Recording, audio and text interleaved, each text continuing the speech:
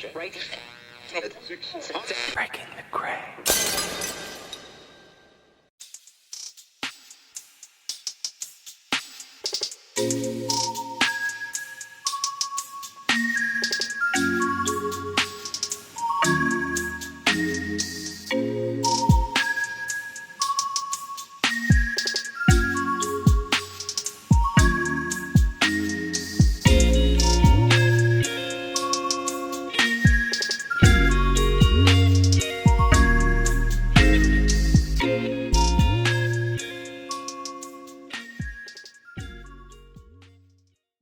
Every time I see the countdown, Sarah, I get so excited. I'm like, yes, I get to see Sarah and all of her friends. It's so exciting. That's right. It's only you that can hear it though, Russ. So we're all kind of sitting here and you're the one who's got the full-on I know. blast off. I'm like the only one that gets to watch the rocket take off, and then everyone else is like, why are you so excited? But it's great to see you. You look marvelous and colorful as usual. Thank you. Yes, I'm just back from lovely Greece, so I've got a bit of colour. Good. And you enjoyed it? I loved it, yeah, for sure. Good. And who do we have today? I'd love to get going because it looks like we have two guests today, which is actually, I'm totally outnumbered now. I have no idea how I'm going to do today. Well, I'll catch up. Yes, exactly, Russ. You'll have to keep up with us. But we've got the lovely Dasha back on. Oh, here she's a little bit quiet. Maybe we need to put her mic up. And we've also got a special guest, a biohacking babe, Lauren. And I'm looking at my notepad because I really don't want to murder your name, Lauren, but Sambataro. Yeah, that's pretty great. I'm so sorry. I've really done badly with names in the past, so I'm pleased to get that one right. But it's lovely to see you again, too. I know we met recently in Austin, so it's very cool to have you on the show for the first time. And welcome back, Dasha. It's so good to see you again, of course. Thank you. I'm honored to be here. Yeah. And in fact, it would be cool to... Oh, you're a bit quiet, Dasha. It'd be cool to have an update, actually, Dasha, on where you're at. Because last time we spoke to you, you were doing your retreats. Audio is off. We haven't got audio for Dasha. It's a shame because we did just a minute ago. Okay, then we'll switch to you, Lauren. Maybe you can just introduce yourself while we're kind of getting back on with Dasha and tell us a bit about the Biohacking Babes because, I mean, that's such a cool title. Oh, thank you. So it is the podcast that I produce and co-host with my sister, Renee. We are both health coach practitioners. And yeah, the Biohacker Babes, we release every Monday and we cover a host of topics, anything that can empower you to be your own biohacker. We really believe that the body has innate intelligence. We have intuition. And if we can tap into that, we really can know what's best for our bodies. So we like to guide and introduce different modalities in the biohacking world that can help you get there and set the framework. But it's really about empowering other people to take charge of their own health. And what do you think is you're working on right now? You know, what is the most cool thing that you're kind of looking at right now? Because it's always cool to hear what currently people are working at, because you can see all these trends going on in the biohacking movement. So I'm just interested to see what's your kind of hot tip?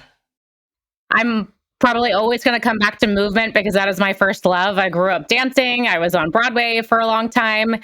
I have found a lot of expression and healing, true healing through moving the body. And that's really the motivation behind this retreat we're running. I think that the physical body is an often overlooked vessel or asset for therapy. I think there's a lot of emphasis on talk therapy and now with psychedelic medicines, which I am an advocate for, and I am using some of that in my coaching. But I think a lot of us are ignoring the physical body. And what that does over time is it teaches the body that we're not listening. And so then the signals get dulled over time. So a movement practice, and it's different than exercise, which tends to be scheduled, prescribed. You know, you have a health goal in mind, or maybe it's just a social goal to see your friends, which is awesome too. But a movement practice is a look inward. So it could be a diagnostic to reveal some underlying imbalances or some stuck energies. And it's also a practice. Like, tell our body we're here, we're listening. We can be present and we can change, or we can accept, we can progress, whatever the goal is. But I just think it's a really, really untapped resource, moving the body. I know that sounds like a broad category, so we can get a little more detailed later. I mean, somatic therapies, have been around for a long time, and there's all kinds of different techniques for getting into the body. Of course, everybody knows about yoga and things like that. And I did a really have you ever heard of Continuum with Emily Conrad? No, I haven't. Oh, I met her. She was this fascinating lady, and she was in her 80s when I first saw her. And she does this therapy, which is about kind of embracing the wave-like motion of the body. And I am definitely not a dancer, this is not my background at all. And I went to some of the workshops and they were really, there was a lot of kind of laying on the floor, being a jellyfish, all of this kind of stuff, which was a bit surreal to start with. But actually, when you get into it, you do start to feel that there are actual movements that the body wants to do that are kind of not necessarily the ones that you would do in movement. They're not structured movements. Yeah. So do you have a special technique that you employ? I pull in a lot of different modalities, and maybe some things would have looked similar to what you did. And I'm really excited to check out that modality. But there's some Feldenkrais, animal flow. I do a lot of Ido Portal. He's just a huge inspiration to me. I'm also a student of Paul Chek from the Chek Institute. So he does a lot of zone exercises, like a lot of things inspired by Tai Chi. So slowing down the body, marrying the breath with the body, infant development, which is really fun. So you look at a child and they're like super mobile. You can sit in a squat for hours and play in the sandbox, no problem. And then you get older and you're like, oh, that hurts. So sometimes just coming back to really primal movements, getting on the floor, crawling is so healing. I was just telling the story to somebody. I went to Korea for a work event and we had dinner and it was at someone's house. And they have these really, really cool places in Seoul, Korea, where you can actually eat at someone's house and they host for you. And it's like a restaurant. But as I got there, they're like, everyone was sitting, Korean style. And I was like, oh my God, there's no way I'm going to be able to sit for 2 hours like that. And of course they knew it. And they gave me one of those backed little seat cushions. And they, of course, have strong backs and strong cores. And, me, the American, sat down and I could not handle an hour of it. So it's really important. With your movement, Lauren, is there a goal in mind or is it goalless? And it's just the idea that you're moving, like you're not there to work a certain body part, or do you have a goal in mind when you're doing it? I think a goal is always helpful. You want to have some kind of trajectory and intention, but I think it's all encompassing. It could be that you haven't had time to process stress, emotions, micro traumas. Maybe you're a rushing woman. A lot of people are talking about the rushing woman syndrome right now. And so often stress gets stored in the body because we don't give it time to release or to address it. It could also be weight loss. There's certain stuck energies that prevent us, and maybe it's a self-limiting belief. Maybe there's a restriction in your body that's not allowing you to get the most out of your traditional exercise. It could be energy. A lot of us, sit with poor posture or haven't sat in a squat for a long time. So there just isn't energy flow throughout the body. So I would say there are many goals, and it is important to have some kind of intention there. But this is where movement is for everyone, where, a spin class isn't for everyone. Yeah, we're supposed to move. Sure. We're not supposed to be sitting. Well, also you do all kinds of things to your body. Well, we've got Dasha back. Oh, hooray for Dasha. Dasha's here. Please, apologies for before. No problem at all. Technology is not my forte. Neither is it ours. I was just going to say, I feel like the goal is the progress. It's the journey. It's the, how can I get better? How can I make this feel better? Whatever better is. It might be, for some people, it's, I want to be able to do a split. Whereas for other people, it's, I just want my hip not to hurt when I get out of bed, right? So I feel like movement, it's this natural thing that we should all be able to do, and yet we don't, right? And I think, Lauren, you and I have talked about this in terms of the retreat. And when we've been talking to people about movement, it seemed people are like, yeah, I move. I know how to move, right? When in truth, we don't know how to move well. Yes, we know how to sit and slouch. We know how to, get out of the chair, walk to the kitchen, make some food and come back. But do we know how to move appropriately for our age? Do we know how to move appropriately so that in 20 years' time, we don't have to have a hip replacement? We don't have to have the issues that maybe our parents or our grandparents do.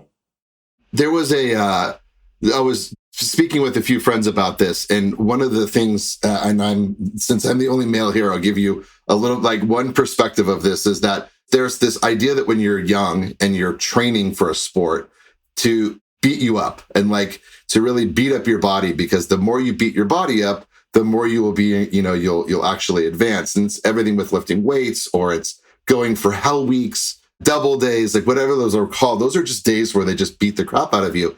And that, I don't feel that's good. I have a daughter who plays college sports, and I think her training now, as she's more advanced, is really about repetitive motion, mental health, and about clearing her mind as she's playing, not thinking. I have to believe that the beating you up part is a changing philosophy when there's coaching around. For sure. But I also, there is some science around, like, not so much all the repetitive movements, because that's not something that our bodies are particularly used to doing.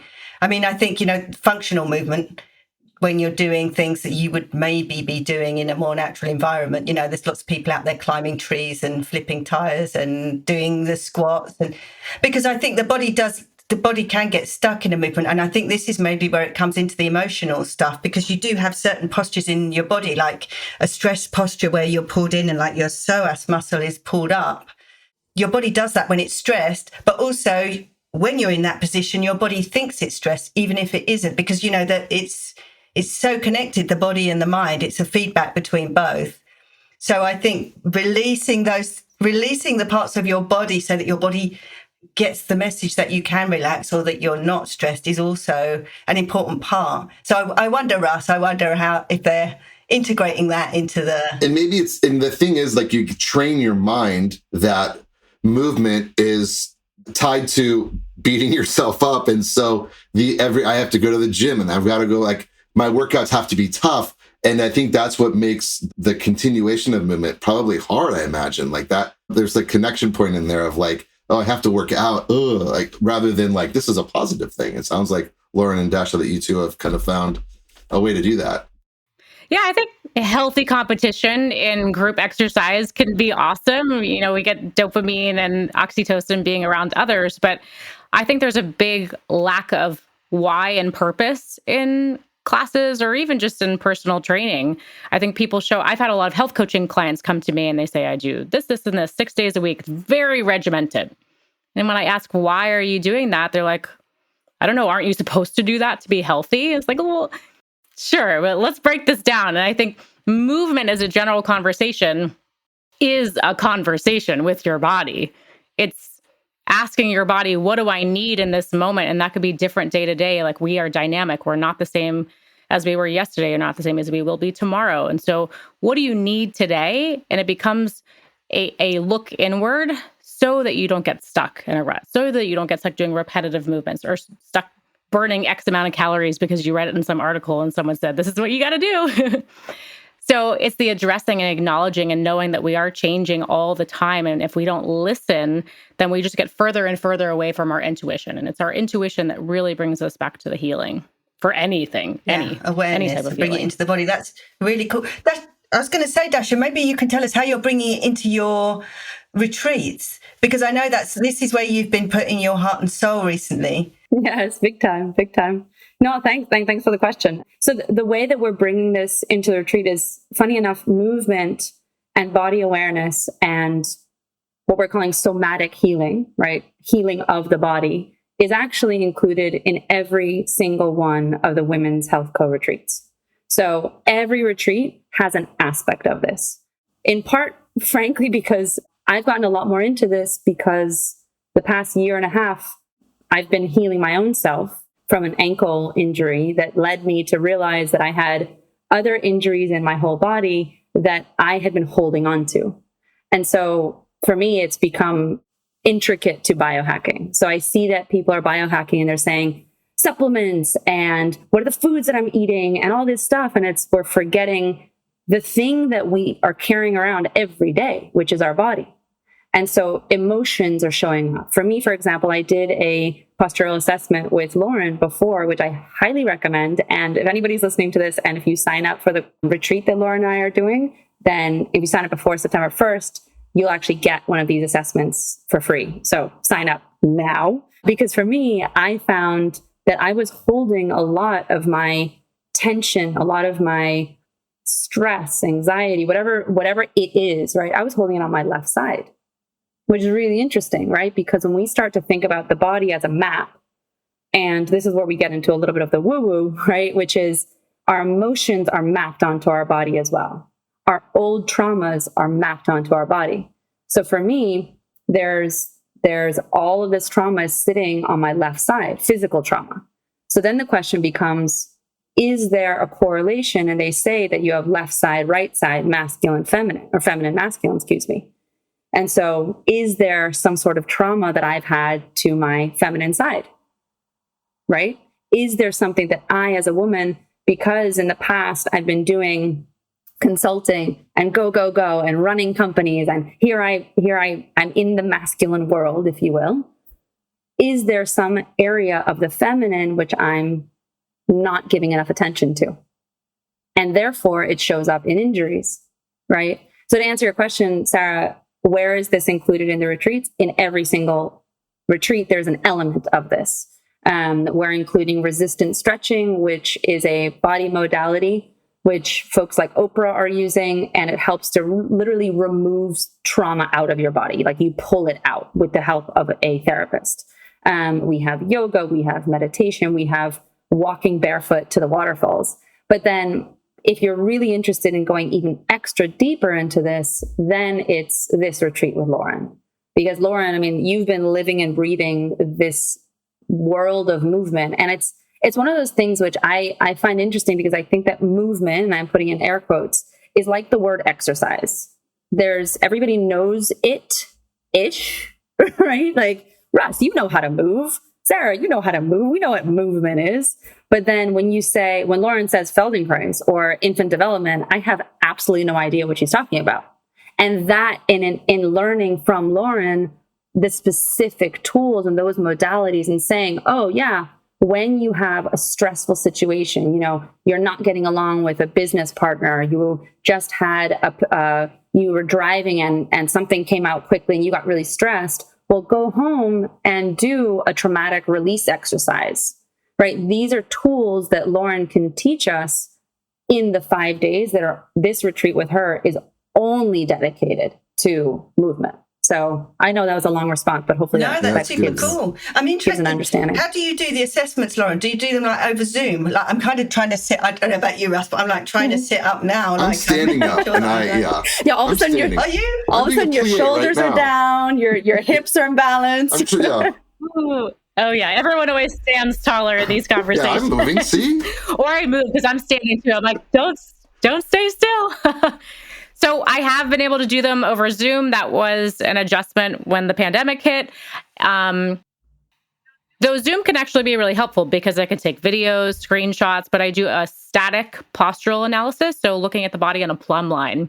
So head stacked over your shoulders, over your hips, knees, ankles. We want that stacking. We also want symmetry, right to left, and no one is perfectly symmetrical. You would be a robot if you were.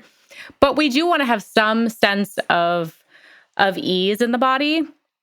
And so you can see where the deviations are and then address, is this emotional? Is this physical? Maybe you had blunt force trauma, like a concussion, like Dasha, to your head.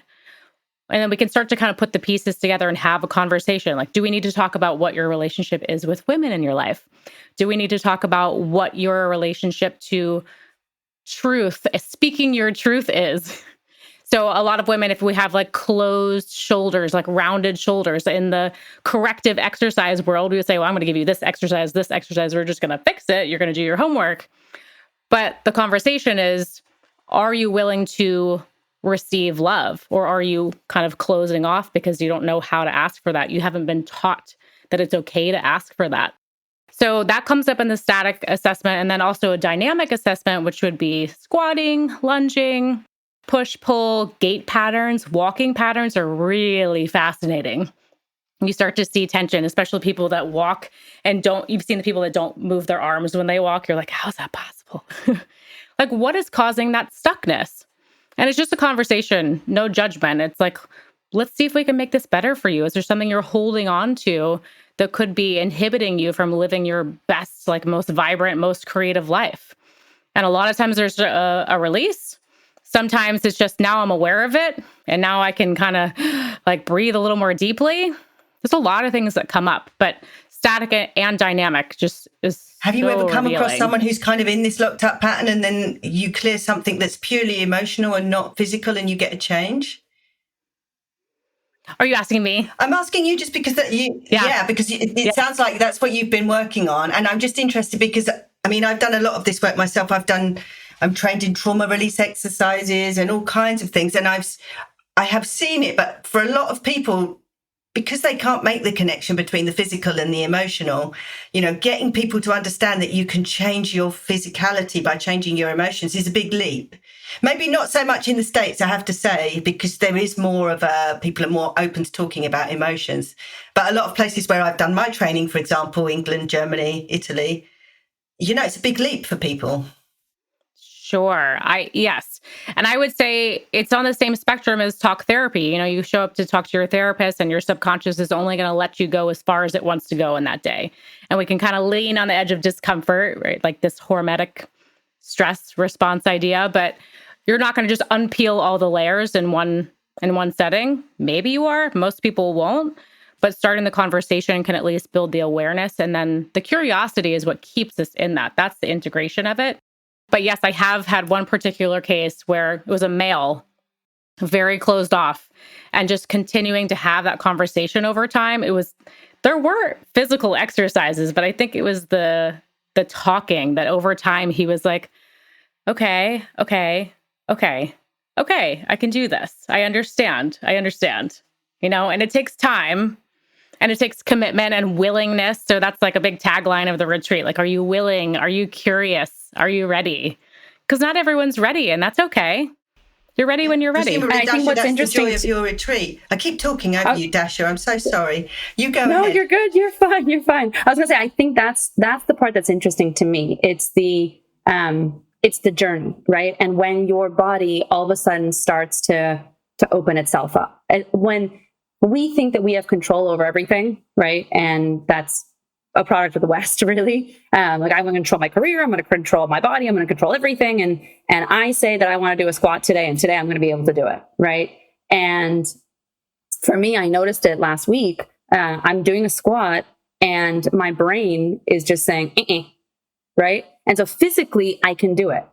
But there is something, I was telling you, Lauren, this before, there is something about the full squatting process, which, while physically I can do it, right? When I'm holding on to something or whatever, but upon the descent, my body is saying, oh no, we're in panic mode. This is scary. I'm falling, which is, for me, it was my concussion. I was falling. And so there is something where there's the physical element of movement. There's also the emotional thing that's going on in your brain, and kind of the neuroplasticity, actually, not even the emotion, but the actual the wiring in your brain that's saying, I can't do this because I'm not safe, right? And so there's so many, I mean, like I said, there's a lot of different somatic healers out there. There's a book that, if people are interested in, one, it's The Body Keeps a Score, which I think a lot of people talk about. But there's another one that I just pulled out because I just love it. It's called Wounds into Blessings. And it's an amazing book, specifically about how a therapist, so it's less about the movement, but it's more about the body holding on to this stuff, right? Where a therapist would work with a client, and it would take him 2-3 months for the body to just believe him and just trust him. So there's an element of that protectiveness of, don't touch me because I fear something. It could be an abuse, it could be a trauma, it could be just, I don't want to be touched, because if I'm touched, then I'm vulnerable. And if I'm vulnerable, then you can hurt me. Right? There's so many stories that go into, I think, touch and movement and allowing that, on the retreats, there is a lot of vulnerability. And that's why we've kept the retreats so small. We've kept them only to 10 women. And I've had people ask, why don't we make them bigger? Or can we take more people? Or can men join? And ultimately the answer is, for now, no. Because we want to keep them small and intimate and a safe place for people to actually have these releases if they come about. So tell us, Dasha, when you say no, I'm still here. I don't know about Russ. okay. He comes and goes. Maybe this is a bit that he needs to hear. Just like me. Yeah. But I want to ask you about the retreats, because you say it's a small number. So, like, how many, and where is it, and when is it, and what's the format?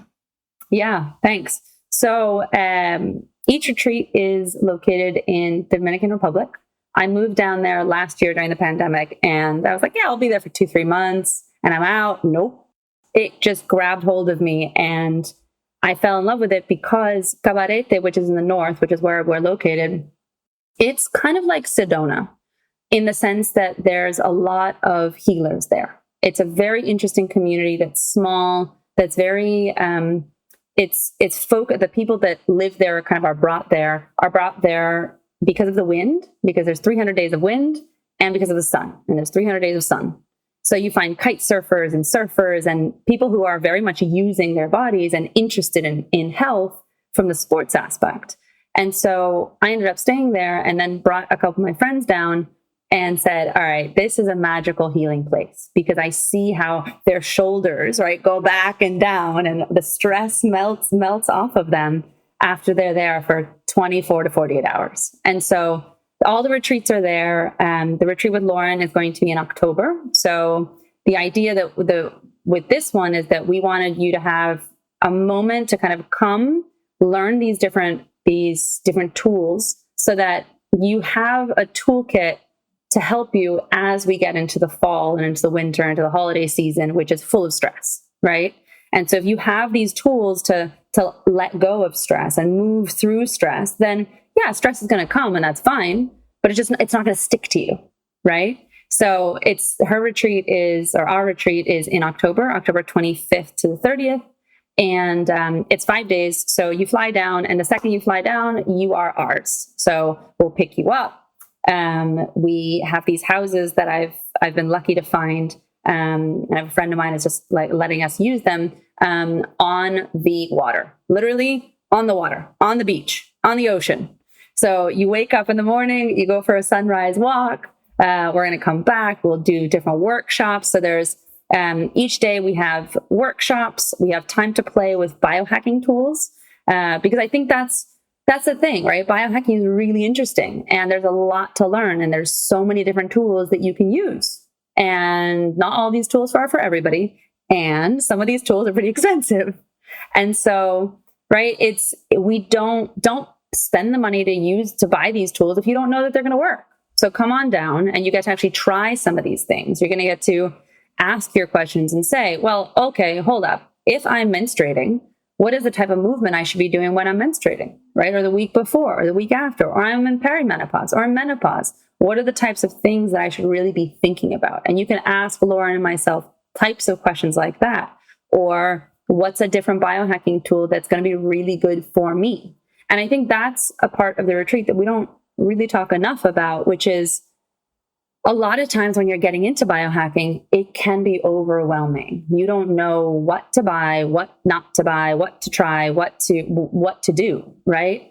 And so Lauren and I have both been in this space for a while now. And so there's an element of, we'll have the workshops, we'll have the formalized time, but then you also get time with us over meals, over when we're doing the walks, and just pummel us with questions, right? Because that's what we do with our clients. We help guide them and show them a path that maybe they didn't understand before. Obviously, this is not a formal like coaching relationship, and we're going to go full on. But if there's questions that come up of, I'm looking at these two products for X. Have you tried it? What do you think? What are your clients like? Right? Those are types of things that we can help guide you as well.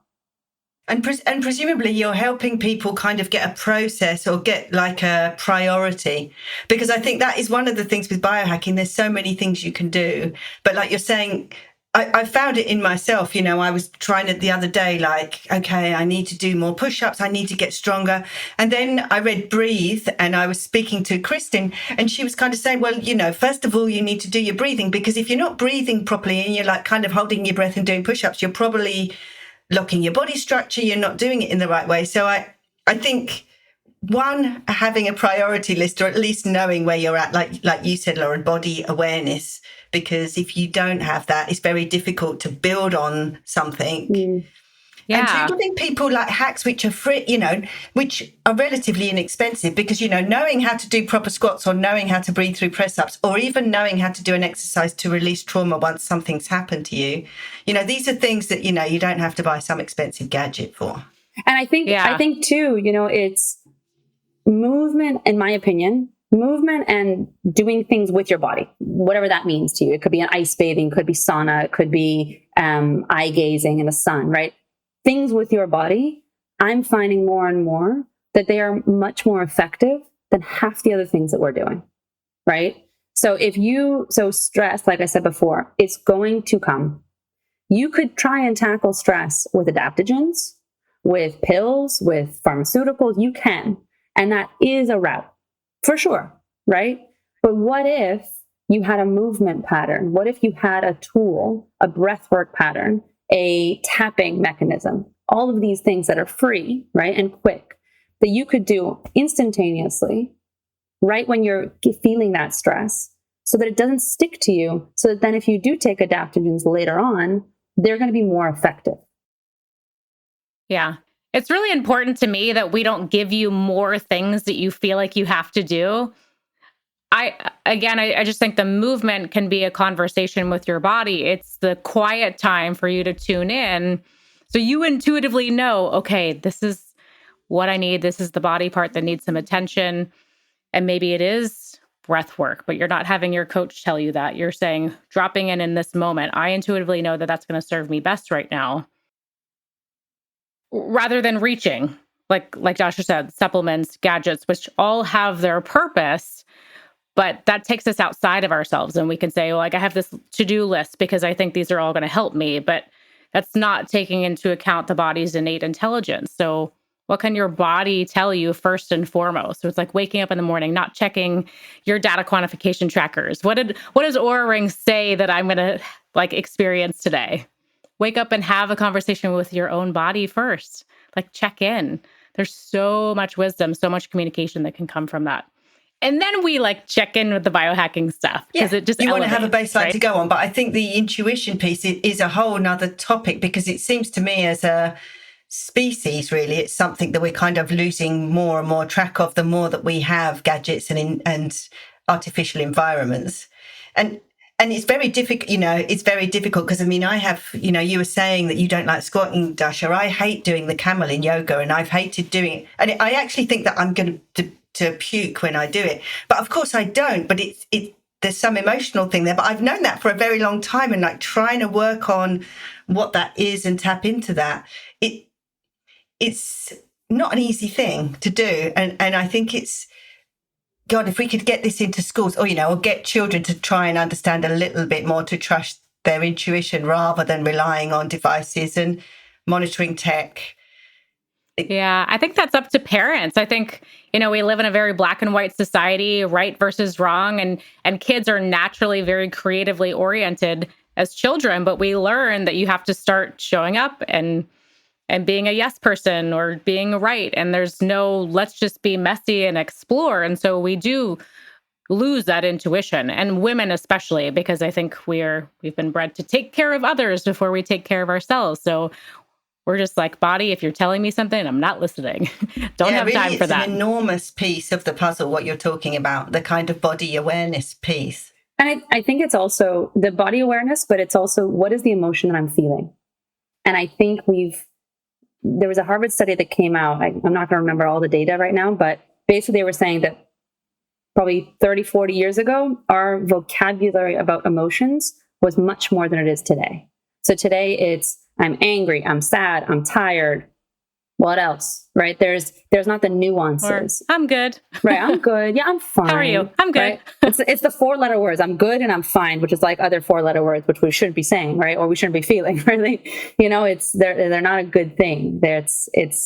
And so if we don't have that vocabulary, a robust vocabulary about what you're feeling, then what can you actually do about it? So we were talking about this actually at a previous retreat, where I showed a list of all the different emotions that we could teach or we could feel, right? And people were astounded. They're like, you're right. Those are all our emotional kind of rainbow, right? And yet we don't use those words in day to day because they don't come to mind. And so if they're not top of mind, we can't then put a name on what is this, right? And if you can't put a name to it, you can't do something about it. It's just like what everybody says: if you can't measure it, you can't do something about it, right? You have to actually have a baseline. So if you had that baseline to say, yeah, I'm feeling the emotion of angst, frustration, just overall sloth, I don't know, whatever it is, right? Something that just has more of that feeling tone to it, then you could actually move through it. Like yesterday, I was just feeling, I was like, I am feeling, it felt like I needed juice. I don't know if that makes any sense at all, but like I felt dry. Like I felt like achy and croaky and like arthritic almost. I was like, I need something. And so for me, body roll. Exactly. I needed the body roll and I needed water. And so I took a shower and I was like, nope, that's still not good enough. And I went and I found a body of water that I could jump into. Right. And so it's a little bit of that training of what is this? And then what do I have time to do? Right. Luckily I had time that day to do both. But I think it's finding that vocabulary, learning that vocabulary, and then learning the movement that can help bridge the two together, right? And Dasha, you tapped into something, because that was Brene Brown's most recent book, was the emotion piece of it, of that we only use 4 words to describe how we feel, and 4-letter words how we describe how we feel. But knowing that there's other words allows you to understand that it's more than just, oh, well, if I'm sad, I'm depressed. If I'm depressed, I need to get on pills. And versus like, I'm just having one of those days where I'm feeling this very specific thing. And you're so right. Like being able to name it for what it is, rather than just categorizing it as like, well, it's the whole bucket of sad, so I guess I'm depressed. And that really, it's so true. Are there, I mean, outside of, reading blogs and reading Brene Brown, but are there tips and tricks to like start to help you name that, to help you do those things, to kind of find better vocabulary for for yourself and how you're feeling? I have these really fun charts that are just stacked with words. And I was taught this by my mentors, Laura and Kathy, who have a program called Be Love Now. They have a feelings and needs charts, because a lot of times you ask, what are you feeling? And, 4-letter words. But if you can kind of read through and get some inspiration, and then we put together a statement. I have a need for this. When I think about this, I feel this. Or when I think about X situation, I feel this because I have a need for this. And the example is, I feel abandoned when I think about inviting friends out for a social event.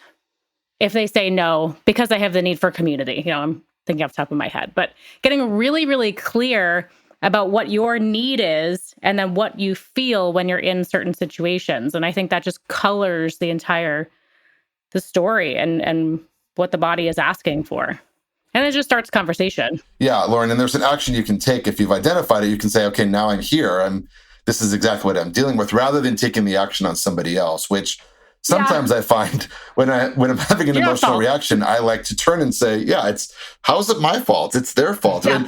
Versus, putting it on somebody else, it's also like, it's probably something you're dealing with. So why don't you deal with it before you throw it on somebody else because they were busy, I'm sorry I couldn't go with you. I really would like to, but my friend's in town and I can't abandon her. Yeah. So yeah, it's so true. And just that example, if like community, if community is your value, if that's something you really value and it's important to you, then you create an awareness around it. You know how to ask for it. You know how to stand in your truth and say, this is important. I'm going to ask for it. I'm going to show and tell and do all the things. I think a lot of us just want to be heard. No, I think we all just want to be heard, but we don't often know how to communicate. I think the other piece of it is knowing when it's something that you need to change, or whether you can actually sit with it. So an emotion, it doesn't have to be dampened down automatically. Like a lot of people are like, well, if you feel that, then don't feel that way. Don't feel anger, right? It's like, no, why not? Why am I pushing it down? Why don't I just let it come through, whatever that way? And how can we do that and not throwing it on to other people, right? If you're feeling angry, go for a walk in the woods and scream. Like, that's fine. It sounds crazy to me. And I know that when I've mentioned that to previous clients, they're like, no, but like people are going to know. I'm like, who? What? The trees?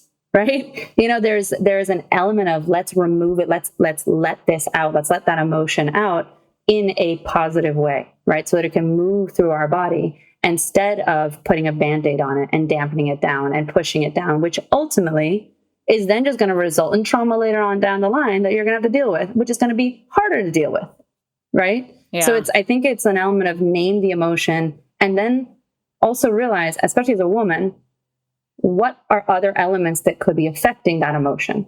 So for example, for me, I'm on day 2 of my cycle. So a couple of days ago, I wasn't the nicest of people, right? And the things that, like that PMS time period, things that today don't annoy me at all, and I just let them go. A couple of days ago, they were annoying me quite a bit, right? So it was, okay, what is that emotion that I'm sitting with? And where is this falling in my calendar? Could it be that emotion is not really that big of a deal? I just need to sit with it and just let it move through me because it's really not that big of a deal, right? So it's also timing yourself with your hormones because your hormones could be impacting that emotion. It could be impacting that stress. I think our culture just doesn't really support these feelings. That's why we have to go to the woods and scream at the trees, because if you did it in front of other people, they'd be like, what's wrong with you? So I think we have to normalize this a little bit, and that will be part of the retreat. We're not just doing trauma therapy and hoping that people break down in tears. We're going to be silly. We're going to play. We're going to do things that maybe you often feel embarrassed by doing, like body rolls. But then you look around and you see, oh, everyone's being silly and laughing, and this feels like a release. And we are all the same in so many ways. Like, how do we just normalize this, like, expression, like shaking in the morning, like dogs or animals do? My dog gets out of bed and the first thing he does is shake. Imagine if we all woke up and just like started fresh and like did a downward dog and started yawning to increase oxytocin. Like, how amazing would that be? It doesn't all have to be so serious. It's just normalizing that, like, our body is a vessel for expression. It's like kind of simple. That's super cool. I mean, we will definitely put up all the details of the treat. It sounds like something that, if you can go on it, you should go on it. For sure. That we're just going to end the show on. We just like to end it on a note. What is your then top tip? I mean, Lauren, would that be your top tip for like getting up and starting your morning right, or do you each have like something that is your go-to? Because we give people a lot of information in these podcasts, and sometimes it's good to leave people with just one thing that they can like say, okay, I can try that at home and just kind of get started on, implementing what you've been saying, really. Yeah, I love to just ask my body what it needs first thing in the morning. So before I check my Oura Ring or my BioStrap or check my phone, and before I jump into the routine that I did for the last 5 days, which might have been serving me then, like I wake up and I start fresh because maybe that routine needs to be different today. So just 1 minute of quiet, just say, what is going to serve me best in this moment? And really nothing else matters. And you just wait and listen for the answer. And that's it. And then hopefully you do something with that answer. Yeah, that's the next stage, isn't it? Awareness is good. The next stage is action, for sure. What about you, Dasha? Micro joys is my thing. We talked about it on our Instagram Live the other day, but the science out there says that we need 7 positive things to offset 1 negative thing, which is insane to me, because when I open up the news, I'm bombarded with negativity. When I see something, like, there's so much negativity in this world right now that I need like 50 positive things per day, And so for me, it's waking up and going to bed and throughout the day, just finding a micro joy, right? Like, I love, when you make that cup of coffee and you pour it, and then you can get it, like if you're making a coffee that has that you're blending and putting things into it, and you have a little bit of froth and you pour it over and it gets right to the brim of the cup. Like, for me, that's a micro joy. I'm like, yes, I just won today because it went right to the tip of the cup and it's amazing.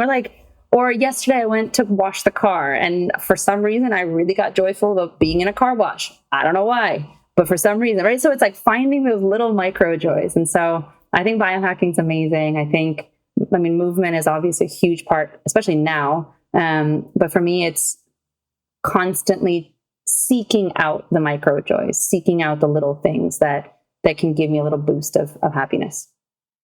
Dasha, one thing about that is really interesting. I was waiting for Russ to say well, it's so interesting because we interviewed someone a few months ago around like junk music and putting junk into your brain. And I find it interesting that, one of the things that is important is listening to music, right? And so the music you choose also evokes an emotion. So why not choose music that makes you feel good? If you are surrounded by negativity, choose some upbeat music and not listen to Joy Division and the music that's going to bring you down, My Bloody Valentine, things that will just ruin your day. Right. Because that's, again, you're just creating more trauma for yourself. So super insightful. I like to narrow it down and say, just be kind to yourself. And thank you again for the three of you for reminding me and others that we have to just be kind to ourselves. Yes. And I was waiting for you to say, Russ, that we were the joy. You are, and you are absolutely. You didn't pick up on it, and I thought you were going to say. No, when my computer shut down mid podcast, there was a moment where I needed like 49 joys because I had to like turn on another computer. Oh, super fun. It's just technical. It's a technical. Yeah. Hey, I had that in the beginning of the podcast, right? So it happens, and yet we're here, and it's all good. My computer will not restart now either, so it's fine. It's just it's a Mac. It's totally fine.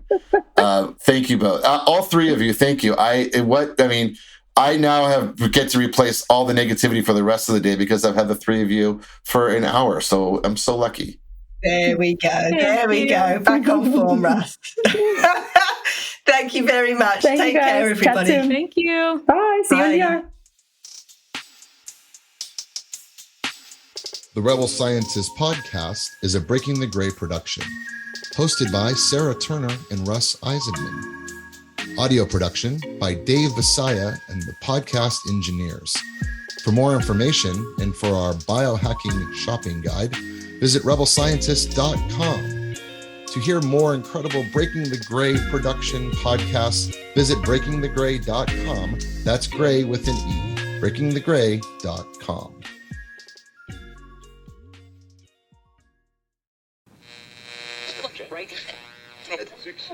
Breaking the Gray.